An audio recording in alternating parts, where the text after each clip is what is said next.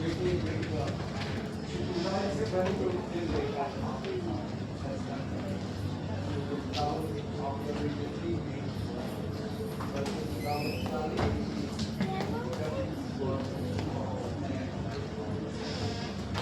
करते हैं कि आपको इस्लाम है, तारीफ करते हैं कि आप अपने इस्लाम आगे तारीफ देंगे, को ध्यान से सुनेगा,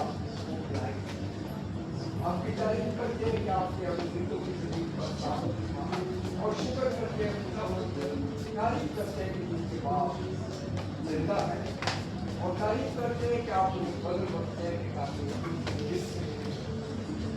और ये आपके पास बुरा लगा, तारीफ करते हैं कि आपका खिलाफ हमारी रहनुमाई करना हमें तसल्ली की शक्ति देता है, और तारीफ करना हमारी शुक्र सारी बातों के लिए हम सबसे पहले अपने बदन के सारे आजाद के लिए 11 बात का शुक्र करते हैं कि आपने तारीफ की बरकत दी और जिंदगी की हर लम्हा में संभाला, रहनुमाई की और अपने बातों के साथ आप हमारे साथ तारीफ करते हैं कि जब आप बादशाह आपकी तारीफ करते हैं, आपके सामने सृष्टि की जाते हैं, शुक्रगुजारी करते हैं, हमारे दिल आपके शुक्रगुजारी से भरे हुए हैं। कलाम में लिखा है कि दुआ के साथ साथ शुक्रगुजारी के साथ आदर के तरह से बहुत सारे खुदा प्यारा खूबसूरत बातें सब कुछ आपका कलाम फरमाता है कि खुदा का बंदा आदर का यूं कलामी मुकद्दस में एक मिसाली बात इसके अंदर 4 क्वालिटीज कलाम का बंदा रात बात का खुदा से डरता और पति से डरता, उसने अपने बच्चों की परवरिश की और उन्हें तालीम दी और हमेशा खुदा के सामने अपनी कमियों और कमजोरियों का इकरार करता हुआ आपके सामने कुर्बानियां पेश करता है। तारीफ करते हैं उसके सबक के लिए, उसके शुक्र के लिए जो खुदा उसका जीवन खाते हुए चला गया, दूर चला गया, उसे उसके लिए बादशाह था, तेरे खिलाफ था और तेरे दूर तेरी बातों का बरकत मिली थी, उसे ताजगी मिली थी कि मेरा खुदा जिंदा है और मेरा फख्र से तेरे वजह जिंदा है, जो फरमाता है मत डर, मैं तेरे साथ दूंगा, तेरे उनके भाई पर इबादत करूंगा, तू मेरे हजूर इबादत करता है और मैं तेरे बीच से बीमारियों को देखा। शुक्र करते हैं कि आपने अपने पातू को भेजा जो हमारा खिस्सा, जो हमारा मददगार है, जो हमारी हर मुश्किल शिफा करता है और हमें खुदा बदियों से, झूठ से, बदी से, नफरत से बचाता है, तो हमें रोकता है, आवाज देता है, गलत है, आप तारीफ करते और आप हम सामने मिलकर बड़े ईमान के साथ अपने दिल को तैयार किया है और शुक्र करते हैं कि अपने कानों को भी बचाते हैं, मुबारक के काम को आपकी आवाज सुनते हैं और शुक्र करते हैं दिल के लिए जिससे निकाल कर आपकी पत्थर दिल से लगभग होने के वक्त ताकि हम आपके मैदान की चाहेंगे आपके पीछे ताकि आपके दूर से ताजगी के देना है मर्द आपसे दुआ करते हैं जब आपके कलाम को बयान करना है वो हिकमत और गहराई दे, बरकत दे और कुव्वत दे और ज्ञान करने के लिए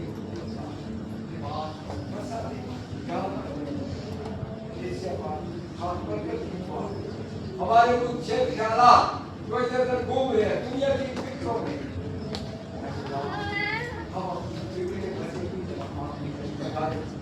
और मरियम ने वो अच्छा ऐसा दिया जब आप कलाम को ध्यान से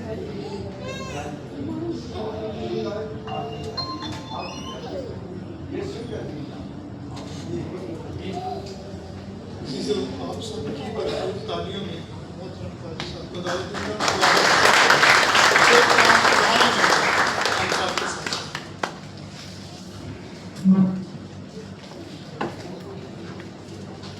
आप सबको हैप्पी फादर्स डे।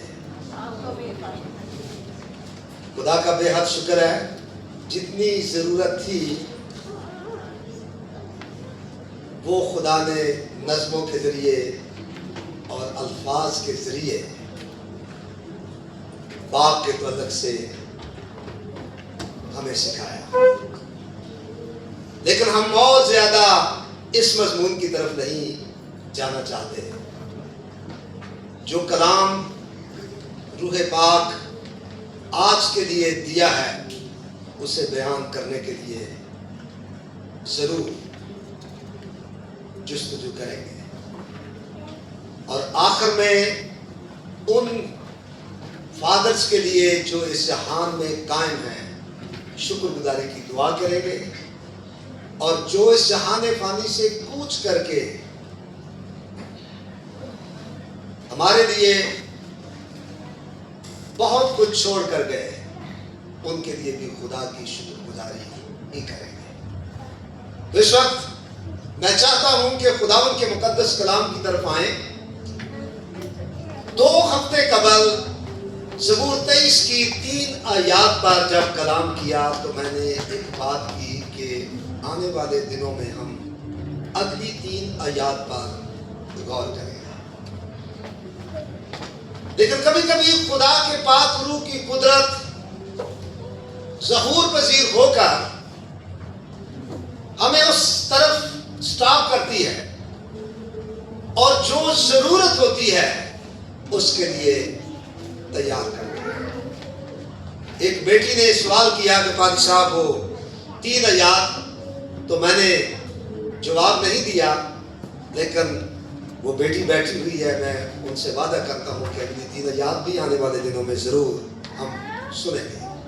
لیکن آج کا کلام عہد عتیق کے اس صحیفے سے ہے جسے یونا کہا گیا ہے۔ یونا کی کتاب اس کا 3 باب اور 3 باب کی کل 10 آیات ہیں جنہیں ہم تلاوت کریں گے، اور پچھلے اتوار ہم نے توبہ کے تعلق سے اعمال کی کتاب سے شروع کیا اور سیکھا۔ توبہ کرو، رجوع لاؤ، تاکہ تمہارے گناہ مٹائے جائیں، اور اس طرح سے خدا کے حضور سے تازگی کے دن۔ آج اہل نینوا کے گناہ، توبہ اور بحالی کا ذکر ہمیں سننے کو ملے گا۔ میری گزارش ہے کہ میرے ساتھ خداوند کے مقدس کلام کو کھولیں۔ عہد عتیق انبیاء اصغر کے زمرے میں آنے والی 12 کتابوں میں سے یہ کتاب، جس کے 3 باب کو جو بڑا ہی مختصر ہے ہم تلاوت کریں گے۔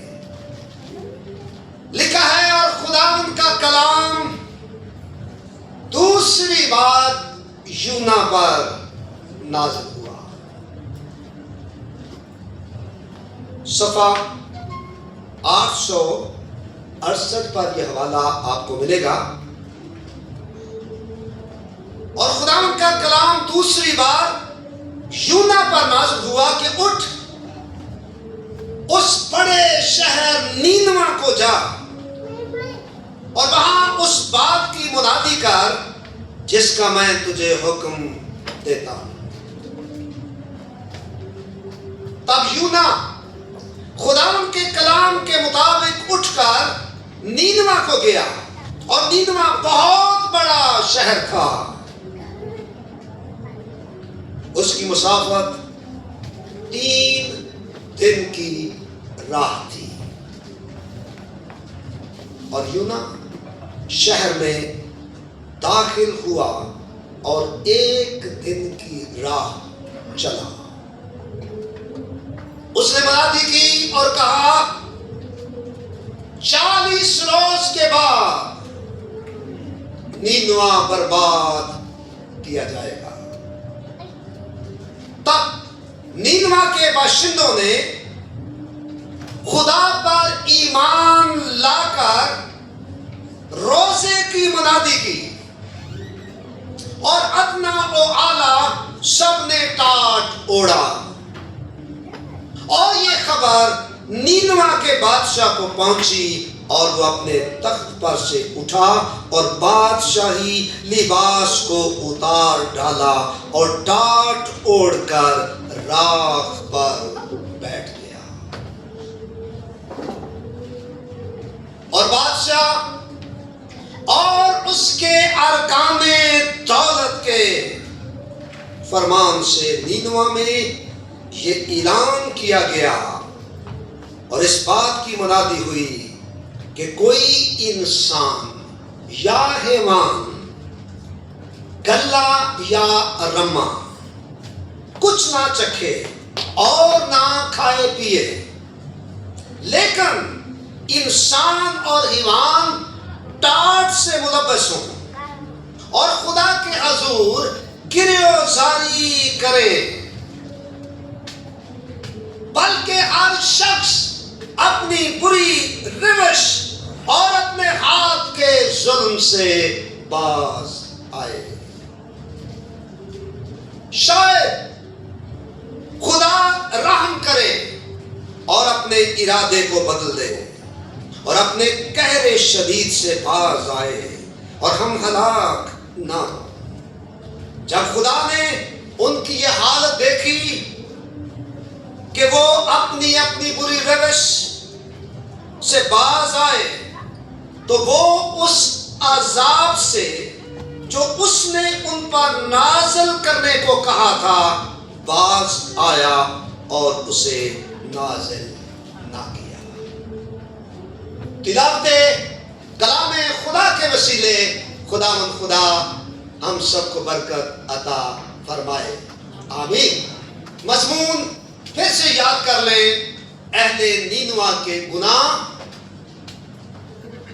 توبہ اور بحالی۔ خدا نے دنیا کے ہر انسان کو اپنی شبیہ پر بنایا ہے، اس لیے وہ ہر ایک انسان سے محبت کرتا اور اس کی بہبودی اور بھلائی کا خواہاں رہتا ہے۔ اگرچہ انسان کے اندر نافرمانی اور گمراہی اس قدر سرایت کر چکی ہے کہ وہ کبھی بھی خدا کی مرضی کو پورا نہیں کرتا اور اپنے گناہوں اور نافرمانیوں کے باعث خدا کے غضب اور قہر کو اپنے اوپر دعوت دے کر بلاتا ہے، لیکن پھر بھی خدائے محبت کسی کی ہلاکت نہیں چاہتا بلکہ سب کی توبہ تک نوبت چاہتا ہے۔ لیکن جب انسان ہٹ دھرمی کا لبادہ پہن لے تو خدا قہر و غضب کو نازل کرنے سے پھر گریز نہیں کرتا۔ بائبلی تاریخ اس بات کا واضح ثبوت ہے کہ ہر دور اور ہر زمانے میں اپنا قہر اور غضب نازل کرنے سے قبل خدا نے اپنے انبیاء کرام کو لوگوں کو آگاہ کرنے کے لیے، انتباہ کرنے کے لیے، توبہ کی طرف راغب کرنے کے لیے بھیجا، اور تاریخ بائبل اس بات کی بھی شاہد ہے کہ جن لوگوں نے اس کی آواز کے شنوا ہو کر اپنے گناہوں پر پشیمانی کا اظہار کیا، توبہ کی اور اپنے گناہوں کا اقرار کر کے ان کو ترک کیا، خدا نے ان پر اپنی رحمت نازل فرما کر انہیں معاف کر کے انہیں بحال کر دیا۔ کسی مسیحی عالم کا قول ہے کہ خدا ہر گناہگار سے پیار کرتا ہے لیکن اس کے گناہوں سے نفرت کرتا ہے۔ نینوا کے گناہوں کا شور آسمان تک پہنچ چکا تھا. خدا نے اپنے نبی یونا کی معرفت اپنا پیغام ان کو بھیجا،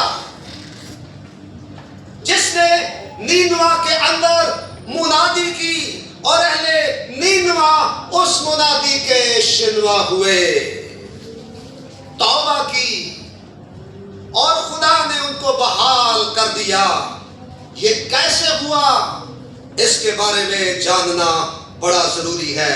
خدا کرے کہ آج ہمارے گناہوں کے خلاف جو منادی روح پاک اور خدائے سالوس کا تیسرا اقنوم ہم پر واضح کرے، ہم اس کی آواز کے شنوا ہو کر اپنے گناہوں پر پشیمان ہوں اور آنسو بہائیں، گناہوں کو ترک کریں، توبہ کریں اور آج شام بحال ہو کر نئے جیون کے ساتھ، نئی تازگی کے ساتھ اپنے گھروں کو رکھ سکوں.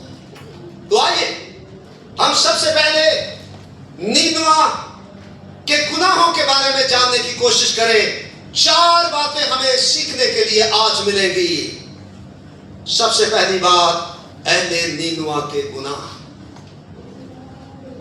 نمبر 2، یونا کی منادی. نمبر 3، اہل نینوا کی توبہ. نمبر 4، اہل نینوا کی بحالی. تو آئیے خداوند کے مقدس کلام کو جاری و ساری رکھتے ہوئے سننے کے لیے سب سے پہلے نقطے پر غور کریں، اہل نینوا کے گناہ. کیا گناہ تھے؟ میں بار بار لفظ نینوا استعمال کر رہا ہوں. بہت سارے لوگ ہمیشہ نینوا کہتے ہیں، لفظ نینوا نہیں، نینوا ہے. انگریزی میں بھی پڑھے NINEVEH.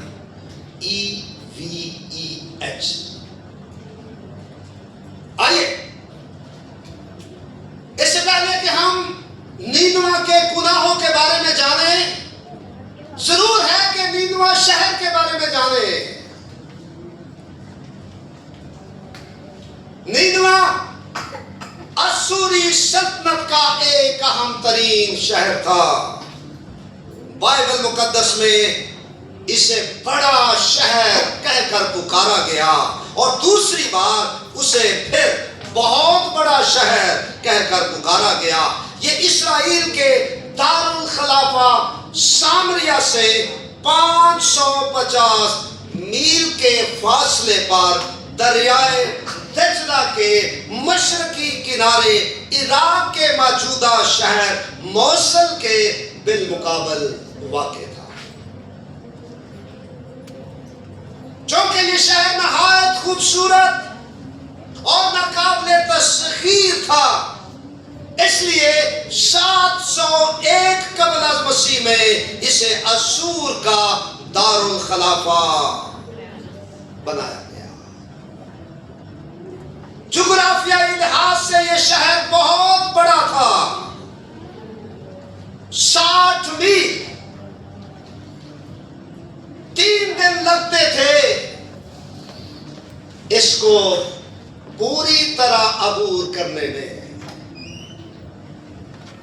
100 کلومیٹر، اتنا حساب لگا لیں جیسے الائن سے دبئی ہو. اتنا وسیع، اتنا بڑا شہر، لیکن اس شہر کی خوشحالی اور اس شہر کے بڑا ہونے کے فخر نے ان لوگوں کے دلوں میں خدا کا خوف رہنے نہ دیا. انہوں نے خدا کو اپنا مالک ہونے سے انکار کر دیا. یہ نہایت گناہوں گناہوں کی رسیوں میں جکڑے گئے. یہ گناہ کیا تھے؟ آئیے ان کی طرف متوجہ ہوں. یاد رکھیں کہ یونا کی کتاب کے صرف 4 ابواب ہیں اور 4 ابواب میں نینوا کے گناہوں کی بجائے خدا کے مقدس کلام میں یونا کی حیات کو زیادہ واضح کیا گیا ہے، لیکن یہ جاننا بڑا ضروری ہے کہ کیوں خدا اتنا غضبناک ہوا، کون سے گناہ ان کی زندگیوں میں پائے گئے۔ یونا پہلا باب دوسری آیت کو پڑھیں تو لکھا ہے، اٹھ اس بڑے شہر نینوا کو جا اور اس کے خلاف منادی کر، کیونکہ ان کی شرارت میرے حضور پہنچی ہے۔ تیسرے باب کی 8ویں آیت، لیکن انسان اور حیوان ٹاٹ سے ملبس ہوں اور خدا کے حضور گرہ آزاری کریں، بلکہ ہر شخص اپنی بری روش اور اپنے ہاتھ کے ظلم سے باز آئے۔ صرف اس کتاب میں 2 بار ذکر کیا گیا، لیکن انجیل پاک میں بھی ذکر اس کا کیا گیا۔ ہمارے خداوند یسوع مسیح نے اس شہر کے گناہوں کے بارے میں کہا، لیکن صفنیہ کی کتاب کا 2 باب 13ویں آیت اور 15ویں آیت کو پڑھیں تو لکھا ہے، اور وہ شمال کی طرف اپنا ہاتھ بڑھائے گا اور اسور کو نیست کرے گا اور نینوا کو ویران اور بیابان کی مانند خشک کر دے گا۔ صفنیہ 15ویں باب کی دوسرے باب کی 15ویں آیت میں لکھا ہے، یہ وہ شادمان شہر ہے جو بے فکر تھا، جس نے دل میں کہا کہ میں ہوں اور میرے سوا کوئی نہیں، اور وہ کیسا ویران ہوا۔ یاد رکھیں، جس بادشاہ اور بادشاہی کے لوگوں میں تکبر اور غرور آ جائے، سمجھ لیجئے کہ اس کا زوال شروع ہو چکا ہے۔ اس شہر کے اندر بادشاہ سے لے کر عام لوگوں تک تکبر اور غرور پایا جاتا تھا۔ نحوم 3 باب پہلی آیت میں لکھا ہے، خون ریز شہر پر افسوس، وہ جھوٹ اور لوٹ مار سے باز نہیں آتا۔ یہ شہر شادمان اور بے فکر تھا، خون ریزی، لوٹ اور بدکاری اور جادوگری سے پر تھا۔ اس میں جنگ اور محبت کی دیوی استار کی پرستش کی جاتی تھی۔ اس میں اسور، نبو اور عداد دیوتوں کی بھی پوجا کی جاتی تھی۔ اسوری قوم مجموعی طور پر دنیا کی تاریخ میں ایک انتہائی سفاک اور ظالم قوم تھی۔ آثار قدیمہ کی کھدائی کے دوران اسور سے ملنے والے قدموں پر سے ان کے ظلم اور ان کی شرارت کی بڑی کثرت سے عکاسی ہوئی۔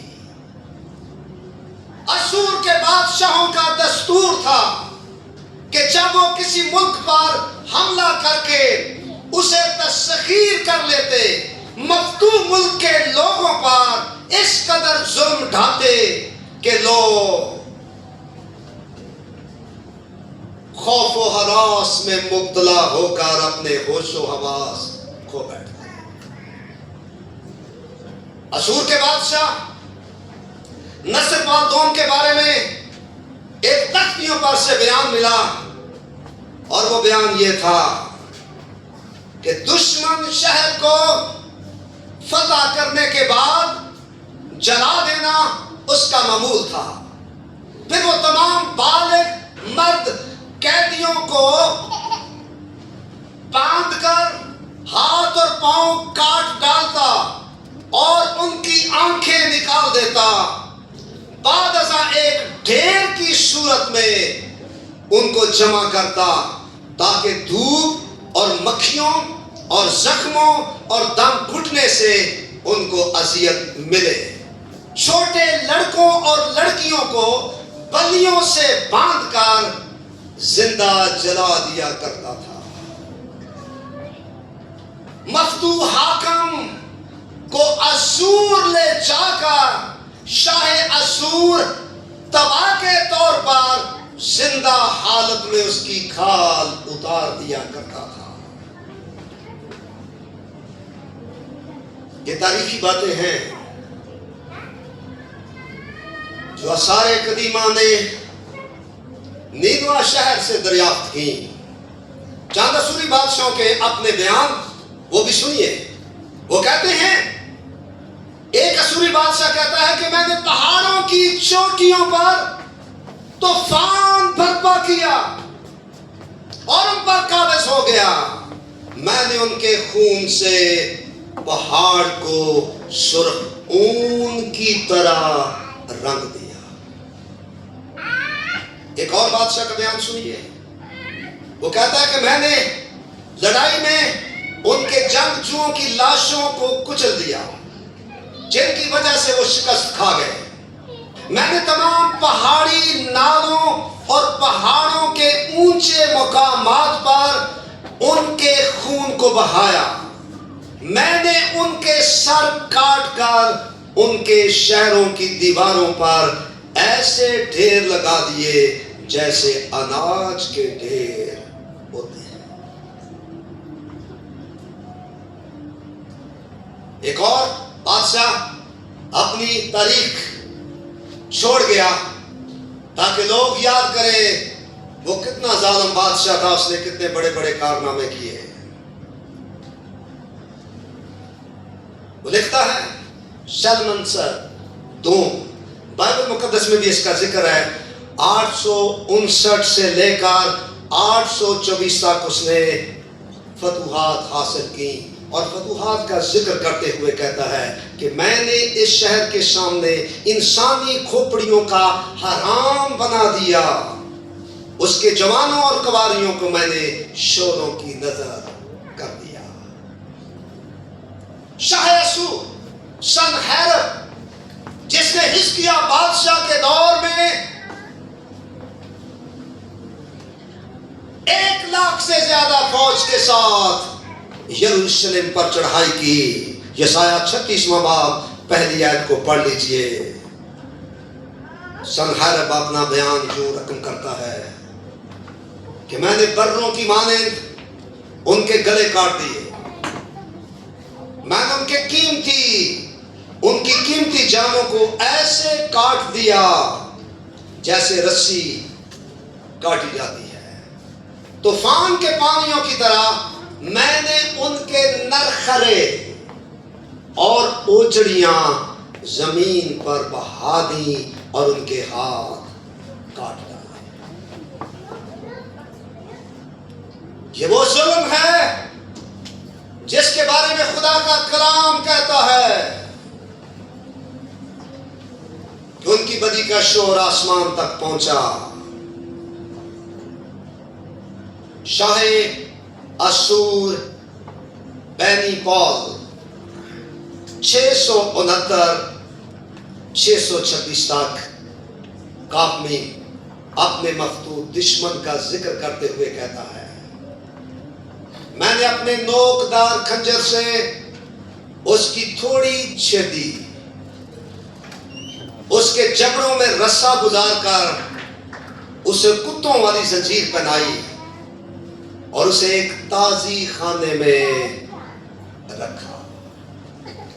اس کے علاوہ بھی بہت سارے بیانات ملتے ہیں، لیکن انہی بیانات پر ہم اکتفا کرتے ہوئے جان رکھیں کہ اسوری لوگوں کا شہر نینوا عالموں کے نزدیک شیروں کی ماند اور شیروں کے کھانے کی جگہ تھی۔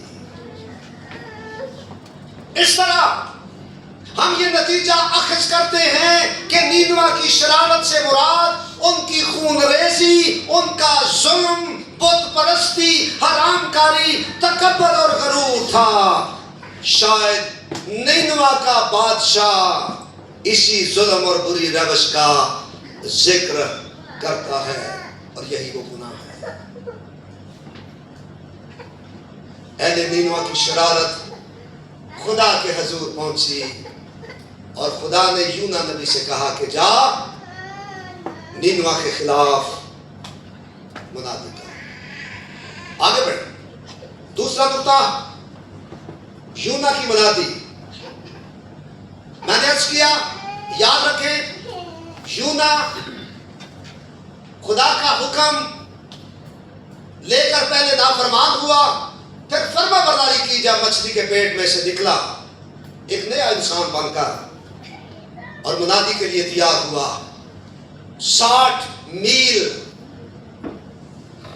کی مسافت تھی، 100 کلومیٹر، اور یونا کو خدا نے طاقت اور زور دیا، ایک دن کی راہ چل کر جلدی جلدی اس نے خدا کے حکم کو لوگوں تک پہنچایا۔ اور اس کی منادی کیا تھی؟ آئیے خدا کے مقدس کلام سے مستفیض ہوتے ہوئے 3 باب کی 4 آیت کا آخری حصہ پڑھیں۔ 40 روز کے بعد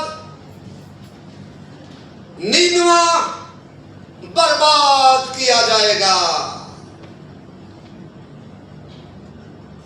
اتنی مختصر منادی جس کے اثرات بہت ہی زیادہ پازیٹیو نظر آئے۔ یونا کی منادی بہت مختصر مگر پر تاثیر تھی۔ 40 روز بعد نینوا برباد کیا جائے گا۔ نینوا کے برباد ہونے کا سبب کیا ہوگا یہ جان چکے، لیکن کس طرح خدا برباد کرے گا؟ کیا زلزلے سے، کیا سیلاب سے، یا آسمان سے آگ نازل کر کے خدا اس شہر کو برباد کرے گا؟ اس کا ذکر ہمیں نہیں ملتا۔ بائبل مقدس اس کے بارے میں خاموش ہے، لیکن عبرانی متن میں برباد کرنے کے لیے استعمال ہونے والا لفظ جس کا مطلب ہے سدوم اور عمورہ کی تباہی کی طرح نینوا بھی تباہ و برباد ہو جائے گا اور دنیا کے نقشے سے بالکل مٹ جائے گا۔ چونکہ اس منادی میں آمیزش نہیں تھی، لطیفے نہیں تھے، کہانیاں نہیں تھیں، لوگوں کو خوش کرنے والی باتیں نہیں تھیں، اس لیے یہ منادی کا چھوٹا سا حصہ لوگوں کے دل کی طے کرتا ہے۔ نینوا کے ظالم، جابر اور مطلق العنان حاکم کی زندگی بھی تبدیل ہو گئی۔ پتھر کی طرح دل موم ہو گئے، توبہ کی طرف رجوع ہو گئے، عاجز اور انکسار بنتا۔ تیسرا نقطے کی طرف آئیں۔ تیسرا نقطہ ہے اہل نینوا کی توبہ۔ میں اس پر زیادہ تشریح نہیں کرنا چاہتا، توبہ کے معنی ہم میں سے ہر ایک کوئی جانتا ہے، نہ میں عبرانی کے الفاظ نہ یونانی کے استعمال کرنا چاہتا ہوں، لیکن ایک بات بتانا چاہتا ہوں، توبہ کا مطلب ہے رویے یا نیت کا تبدیل ہو جانا، دل کے خیالات یا انداز فکر کا بدل جانا۔ اہل نینوا کی حقیقی توبہ کے معنی اور مفہوم منہ بول کی تصویر ہے۔ 4 باتوں پر مشتمل یہ توبہ، میں چاہتا ہوں کہ آپ اس پر غور کریں۔ لکھا ہے 3 باتیں قابل توجہ ہیں۔ پہلے، وہ خدا پر ایمان لائے، روزہ کی منادی کی، ادنا وعدہ ٹاٹ سے ملبس ملوث ہو گئے. 3 باتیں. پہلی بات خدا پر ایمان لائے. اپنے آباء و اجداد کے دیوتاؤں کو جنہیں وہ ہمیشہ پوجتے رہے, جنہیں وہ نینوا کی خوشحالی کا موجد سمجھتے تھے, کس طرح ممکن ہے کہ وہ ان دیوتوں کو چھوڑ دے؟ لیکن جب نیت کی تبدیلی اور حقیقی توبہ ہو جاتی ہے تو ہر ایک پہاڑ سرک جاتا ہے. انہوں نے اپنے جھوٹے دیوی دیوتوں کی پرست چھوڑ کر ایک ہی زندہ خدا جو اسرائیل کا قدوس تھا رجوع ہوئے. ہا الوہیم دادا.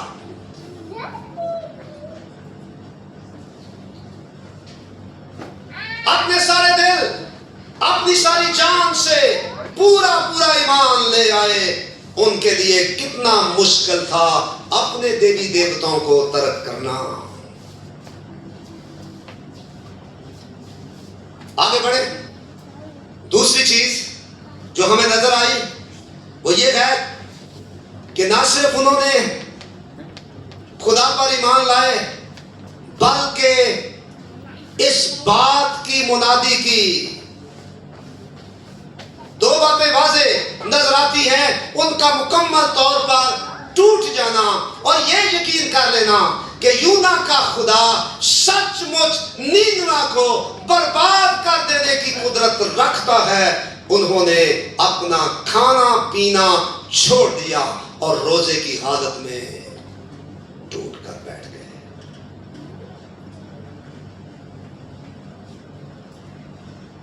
تیسری بات کیا تھی؟ ادنا و اعلیٰ ٹاٹ سے ملبس ہو گئے. خاکساری اختیار کر لی.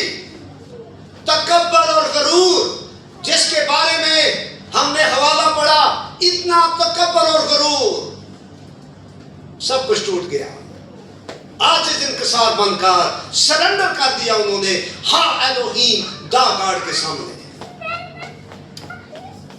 خاکساری اختیار کر لی, توبہ کی طرف مائل ہوئے. اس عمل سے توبہ کے حقیقی معنی واضح ہوتے ہیں. نرم اور ریشمی آرام دار لباس اتار کر وہ کھردے لباس میں ملبس ہو گئے. خوشی کے لباس کو اتار کر وہ غم اور ماتم کے لباس میں ملبوس ہو گئے. کیونکہ بائبل کے زمانے میں استعمال ہونے والے لباس پٹسن کے ریشے سے نہیں بنتے تھے, وہ بکری کے بالوں سے بنتے تھے اور عموماً سیاہ رنگ کا لباس غم اور افسردگی کی نشانی تھی. جب وہ پہنتے تھے, لیٹتے وقت, چلتے پھرتے وقت وہ کھردرا لباس ان کے جسم پر جب رگڑ لگاتا تو ان کو احساس ہوتا کہ یہ ہمارے گناہوں کے باعث سب کچھ ہوا ہے اور ہم ٹوٹ جائیں اور ٹوٹے تاکہ خدا آسمان پر سے ہماری گریوزاری دیکھے اور ہم پر رحم کرے.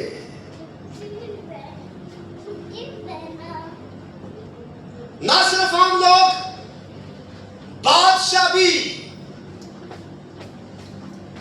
اپنے نرم بستر سے اتر کر نیچے بیٹھ گیا. ٹاٹ اور راکھ میں بیٹھ کر اس نے اپنے لوگوں سے بھی ایک قدم آگے خدا کی قربت کو محسوس کر لیا.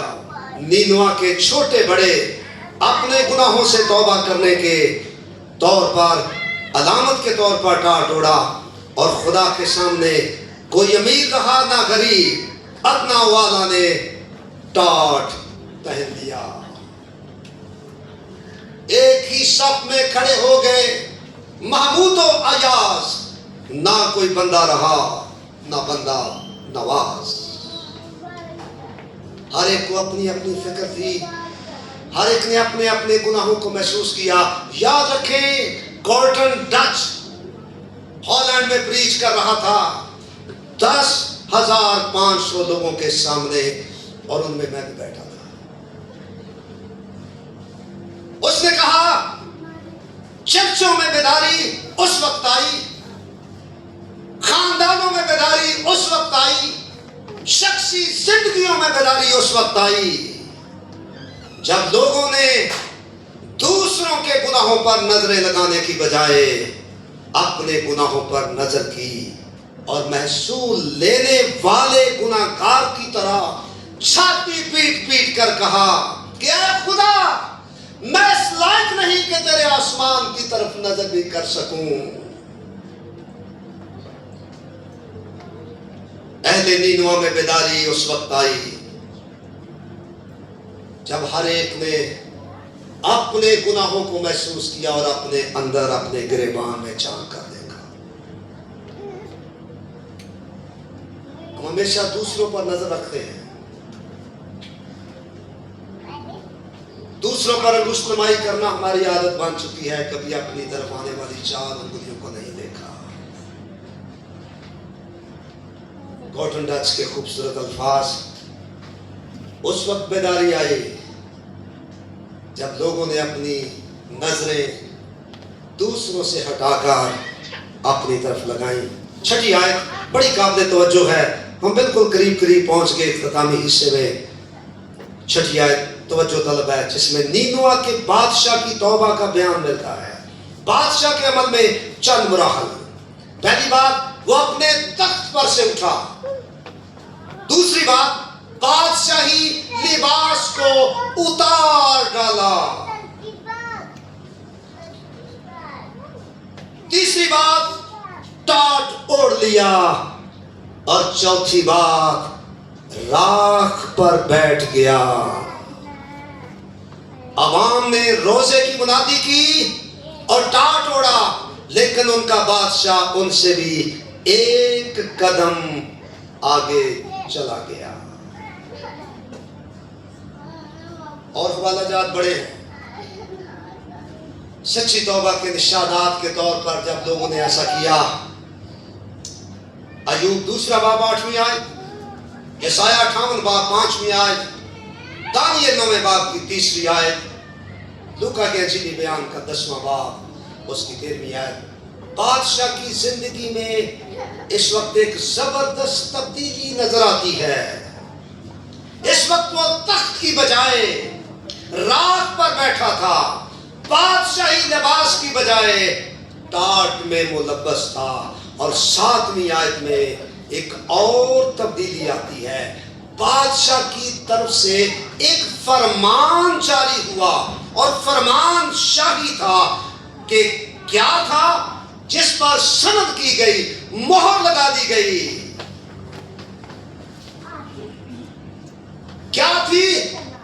کوئی حیوان گلا یا رما کچھ نہ چکھے. رما فارسی زبان کا لفظ ہے جس کا مطلب ہے گروہ. گلا، اس سے مراد انسانوں کے ساتھ حیوانات بھی روزے میں ٹھہر جائیں. گھوڑے، کھچر، گدھے، بیل، بھیڑ اور بکریاں جیسے پالتو جانور. اور شاہی فرمان کے مطابق نہ صرف انسانوں نے بلکہ جانوروں نے بھی روزہ رکھ لیا. 8ویں آیت، انسان اور حیوان ٹاٹ اوڑھے، کریا زاری کرے، بری روش سے باز آئے، ہاتھ کے ظلم سے باز آئے. یہ الفاظ اپنے اندر بڑے بڑے معنی کا خزانہ رکھتے ہیں. کریا زاری کرے، اس سے مراد انسان اور حیوان زور زور سے چلائے اور روئے تاکہ ان کے آنسو خدا آسمان پر دیکھے. فرمان کا مقصد یہ تھا کہ انسان اور فطرت مل کر خدا کی رحمت کے طلبگار ہو جائیں. ہر شخص اپنی بری روش اور ہاتھ کے ظلم سے باز آئے. یہی توبہ کا مطلب اور مفہوم ہے. روزہ اور ٹاٹ پھوڑنے کا مقصد یہ ہے کہ لوگوں میں باطنی تبدیلی پیدا ہو اور عملی زندگی میں اس کا ظہور ہو. اور یہی وہ تبدیلی جس کا ذکر یوئیل نبی نے کیا، اپنے کپڑوں کو نہیں بلکہ دلوں کو چاک کرو اور خدا کے حضور سے تازگی کے دن مانگو. بادشاہ نے ایک اور لفظ کہا، شاید خدا ہم پر رحم کرے اور اپنا ارادہ بدل لے. شاید ہم اس قدر گناہگار ہیں کہ خدا کے رحم کے حقدار نہیں. یہ اس کی مہربانی ہے اگر وہ ہمارے آنسو دیکھ لے، اگر ہماری سچی توبہ دیکھ لے، اگر ہماری گریزاری دیکھ لے، ہمارا گرنا دیکھ لے، ہمارا خالی کر دینا دیکھ لے. اس آیت میں اہل نینوہ میں غرور نظر نہیں آتا. شاید خدا ہماری حالت اور شکستگی کو دیکھ کر رحم کرے. ہم اپنے گناہوں، جرموں، ظلمات اور بدیوں کی وجہ سے رحم کے مستحق نہیں. یہ ہے اہل نینوہ کی عملی اور حقیقی توبہ. تبدیلیاں واضح طور پر نظر آتی ہیں. آج ہماری توبہ کیا ہے؟ ہمیں یقین ہی نہیں آتا اپنی توبہ پر.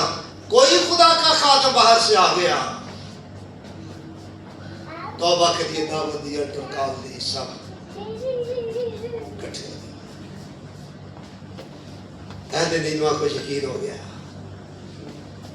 کہ ہماری دعا قبول ہو گئی ہے.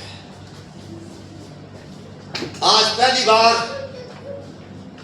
ہاں الوہیم اسرائیل کے قدوس کے ساتھ ان کی تار جڑ گئی. خدا نے اپنا رحم اور کرم فرمایا. آخری نقطہ اور پھر بند ہے سب کچھ. پیغام آج لمبا ہو گیا، لیکن میرے عزیزو یاد رکھیں کہ یہ بہت بہت ضروری چیزیں ہیں جو ہمیں سیکھنے کی ضرورت ہے. آخری نقطہ اہل نینوہ کی بحالی. آخری نقطے پر پہنچتے ہیں، لیکن یہ پیغام کا نچوڑ ہے. اہل نینوہ کی توبہ کے اثرات کیا ہوئے؟ 10ویں آیت قابل غور ہے. خدا نے ان کی حالت دیکھی اور عذاب نازل نہ کیا. اہل نینوہ خدا کے سامنے بالکل حلیم ہو گئے.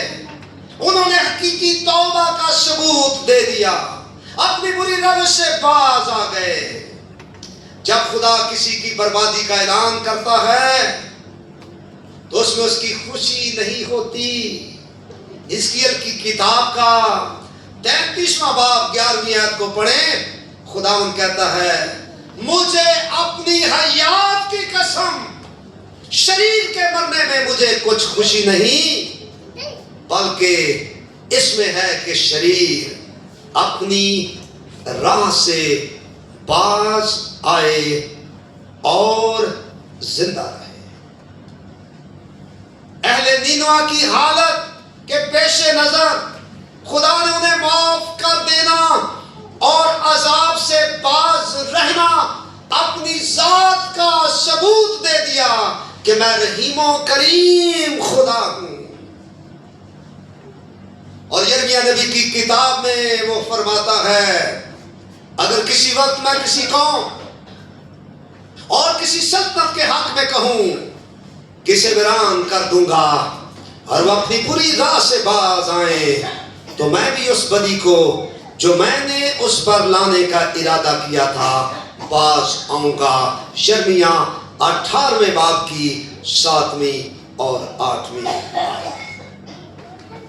میرے عزیزوں پیغام کو کلوز کرتا ہوں اس بات کے ساتھ کہ آج ہم اپنے اندر جھانک کر دیکھیں کون کون سا گناہ میری زندگی میں پایا جاتا ہے اور میں دوسروں پر نہیں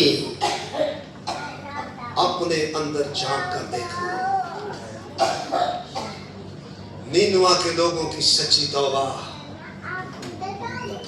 ہمیں یاد دلاتی ہے کہ سچا خدا صادق القول اپنے آگے جھک جانے والوں کو سرنڈر کر دینے والوں کو اٹھاتا ہے اور وہ دعوت دیتا ہے اور ہم باہم حجت کریں. اگرچہ تمہارے گناہ کرمزی ہوں وہ برف کی مانند سفید ہو جائیں گے اور ہر جنگ و ارغوانی ہوں تو بھی اون کی مانند اجلے ہوں گے. اگر تم راضی اور فرما بردار ہو تو زمین کے اچھے اچھے پھل کھاؤ گے. تازگی کے دن آ جائیں گے. اور اگر انکار کرو اور باغی ہو تو تلوار کا لقمہ ہو جاؤ گے کیونکہ خداوند نے اپنے منہ سے فرمایا.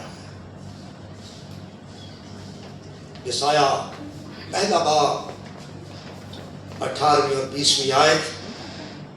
اور یوئیل نبی کی معرفت خداوند کہتا ہے پورے دن روزہ رکھ کر اور گریہ زاری اور ماتم کرتے ہوئے میری طرف رجوع لاؤ اور اپنے کپڑوں کو نہیں دلوں کو چاک کرو. خداوند اپنے خدا کی طرف متوجہ ہو جاؤ کیونکہ وہ رحیم مہربان قہر کرنے میں دھیما اور شفقت میں غنی اور عذاب نازل کرنے سے باز رہتا ہے. خدا ہمیں آج سچی توبہ کا فضل بخشے. آئیے اپنے سروں کو صرف 1 منٹ کی خاموشی کے ساتھ جھکائیں اور اپنے اندر جھانکیں. دوسروں پر نہیں اپنے اندر. خدا رحیم و کریم سچی توبہ کرنے والوں کو بحال کرتا معاف کرتا مستعد جاں فضا دیتا ہے حیات جاودانی کی خوشخبری دیتا ہے تازگی کے دنوں کی وعدے کے ساتھ گارنٹی دیتا ہے. خداوند اپنے لوگوں کو برکت دے. اس کلام کی حفاظت کر یسوع کے پاک نام سے آمین.